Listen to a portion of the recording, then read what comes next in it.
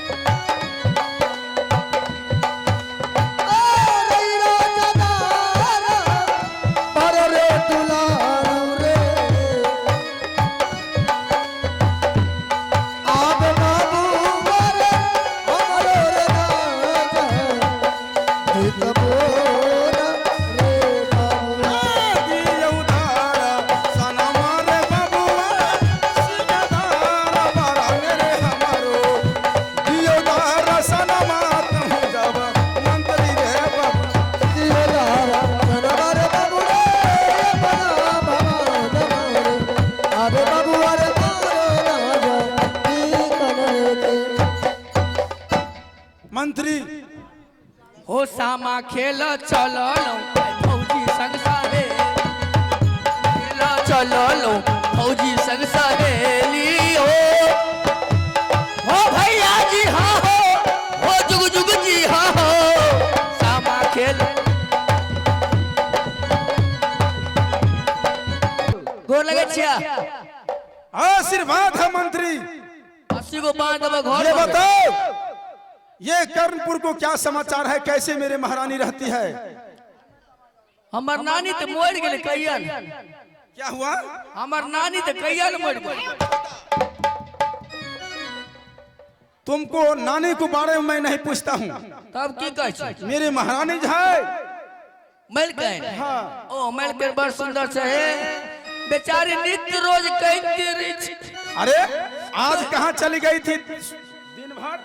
दिन भर तो बुलेट पर जीजा हो बुलेट पर जीजा। कहाँ चली गई थी? वो चल गए बेनीपुर मार्केट करे ला गाड़ी से। हाँ आई है एल से मालिक।